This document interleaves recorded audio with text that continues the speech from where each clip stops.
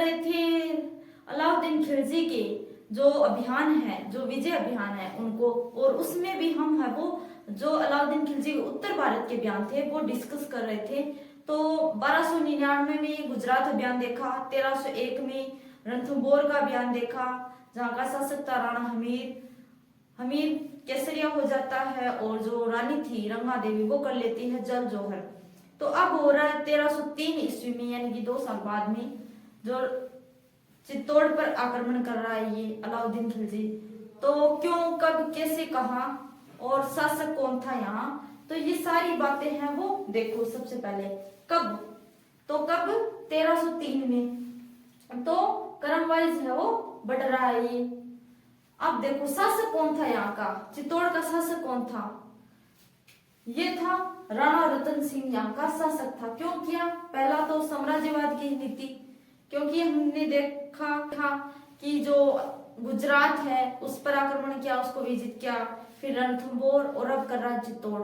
तो यानी कि ये है वो साम्राज्य विस्तार कर रहा है। और दूसरा जो कारण है वो माना जाता है राणा रतन सिंह की सुंदर पत्नी पद्मिनी, जो कि इतनी सुंदर थी कि भाई पूछो ही मत, मैं शब्दों में जाहिर नहीं कर सकती। और जो कवि है वो तो बताते हैं कितनी सुंदर थी वो, कि जब वो पानी पीती थी तो यहाँ से उसको दिखता था।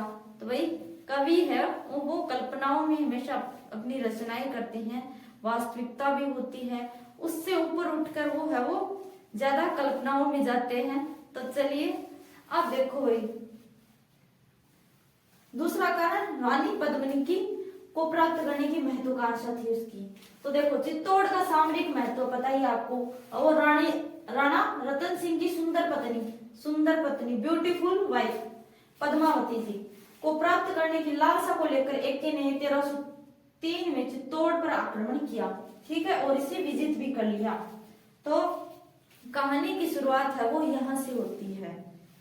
तो वही ये रानी पद्मिनी है, ये कौन थी, तो ये सिंघल की राजकुमारी थी, और जो रतन सिंह है उनकी वाइफ थी। तो अब राणा रतन सिंह और रानी पद्मिनी एक दिन बातें कर रहे थे महल में, प्रेम भरी बातें कर रहे थे। तो वही उनके दरबार में था, राणा रतन सिंह के दरबार में था राघव चेतन, एक व्यक्ति था जिसकी नजर थी पद्मिनी पर। मैंने बताया कि ये इतनी सुंदर थी कि शब्दों में जाहिर नहीं किया जा सकता। तो जो राणा रतन सिंह है और रानी पद्मिनी है वो कर रहे थे बातें। अब अचानक ही है वो उनको आवाज सुनाई पड़ी कि कोई यहाँ पर है। उन्हें एहसास हुआ कि कोई यहाँ पर है, हमारी बातें सुन रहा है, हमें देख रहा है। तो जो रानी पद्मिनी थी उन्हें आभास हुआ। अब राणा रतन सिंह को भी लगा कि हाँ जरूर यहाँ पर कोई है, कोई हमें देख रहा है। तो वही जो देख रहा था व्यक्ति वो था राघव चेतन, जिसकी नजर थी रानी पद्मिनी पर। तो रतन सिंह को तो कौन देख रहा था, रानी पद्मिनी को ही देख रहा था वो तो राघव चेतन। अब जो ही पता चला रानी पद्मिनी और रतन सिंह को, तो रतन सिंह ने निकाली अपनी कटार और फेंकी खिड़की की तरफ। अब खिड़की की तरफ गए तो वहां पर कोई नहीं था, जो कटार थी उस पर लगा हुआ था खून, और रानी पद्मिनी को उस कटार से आ रही थी खुशबू। तो उसे एहसास हो गया कि ऐसा परफ्यूम तो एक व्यक्ति लगाता है पूरी चित्तौड़ में, वो है राघव चेतन। राघव चेतन को है वो बुलाया और खूब लताड़ा और उसे देश निकाला दे दिया कि निकल जा, आज रफा दफा हो जाए तू मेरी नजरों से। तुम्हारी है वो बुरी नजरें थी मेरी रानी पद्मिनी पर, तो उसे निकाल दिया। अब ये जो राघव चेतन है यही व्यक्ति है वो शुरुआत कर रहा है यहाँ पर। मेन इंपॉर्टेंट है वो यही है जिसने वो शुरुआत कर दी। अब अलाउद्दीन खिलजी के पास ये जाता है, और अलाउद्दीन खिलजी के पास जाता है, और अलाउद्दीन खिलजी को है वो रानी पद्मिनी की सुंदरता का व्याख्यान इस प्रकार करता है कि पूछो ही मत कि सुल्तान, I am not to express beauty of Rani Padmini in that our words. मैं इतनी सुंदर है वो रानी पद्मिनी कि मैं उसकी सुंदरता का वर्णन शब्दों में जाहिर कर ही नहीं सकता। सी इज ओनली फीलिंग, वो केवल भावना है, उसको महसूस किया जा सकता है। तो इस प्रकार से सुंदरता का वर्णन करता है। तो अलाउद्दीन खिलजी आपको पता ही है पहले ही कमीना था, अब और ज्यादा कमीनेपन पर उतर आएगा। अब आपको पता ही है कि ये है वो जो भी शासक होता उसका केसरिया हो जाता, तो फिर उस क्षेत्र को जब विजिट कर लेता और केसरिया हो जाता, तो वहां की जो उसकी शासक की पत्नी होती, रानी होती, उसको है वो अपना बना लेता और शादी कर लेता और दिल्ली ले आता। तो ये है वो स्त्रियों के प्रति, पता ही है कितना बड़ा आशिक है, ये सबसे बड़ा आशिक यही है इतिहास में।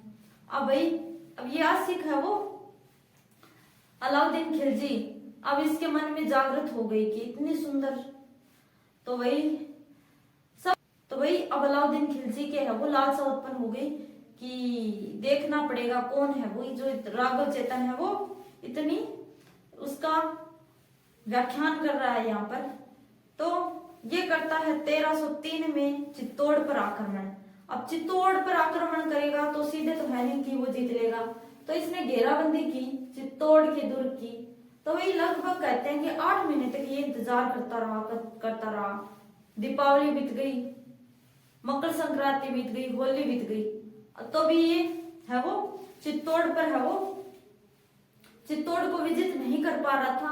तो अपना गुलाम था मलिक काफूर, उसको भेजता है ये राणा रतन सिंह के महल दुर्ग में मलिक काफूर को कि भाई अब है वो मैं संधि करना चाहता हूँ, मैं समझौता करना चाहता हूँ कि बहुत दिन हो गए, अब मैं वापस जाऊंगा और समझौता करना चाहता हूँ। तो राणा रतन सिंह भी है वो विनम्र स्वभाव से उसे बुलाया और कहा कि कोई बात नहीं, गलती हो जाती है, आइए आप डिनर करने आइए। तो वही बुलाया है उसे डिनर पर, उसने डिनर किया।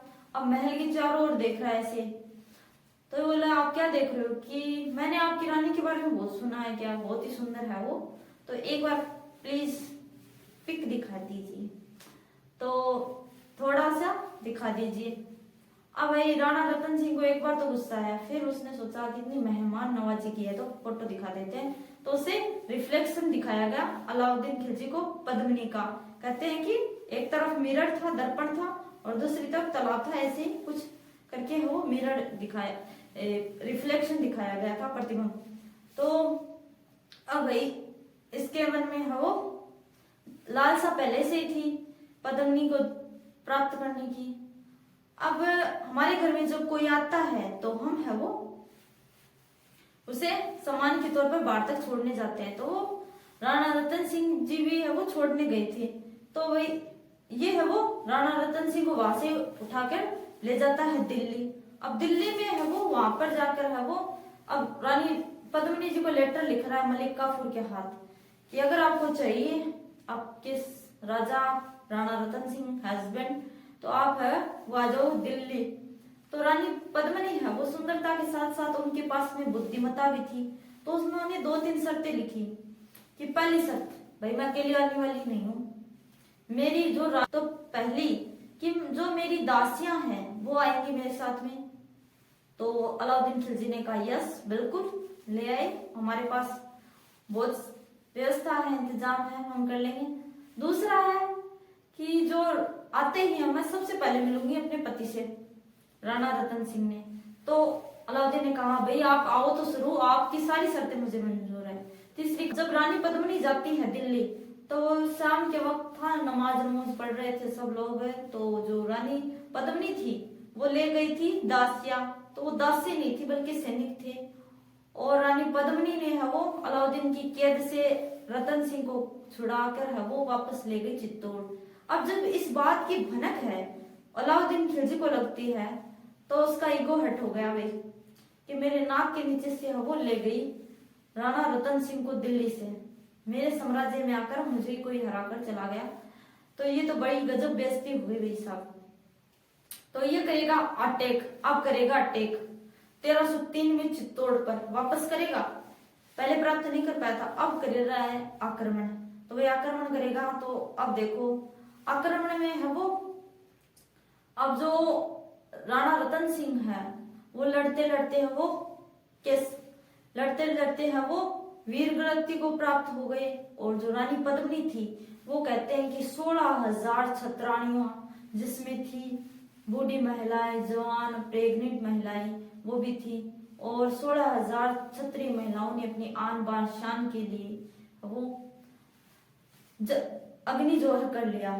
तो जोहर भी तो बहुत प्रकार का होता है, तो उन्होंने अग्नि जोहर किया था।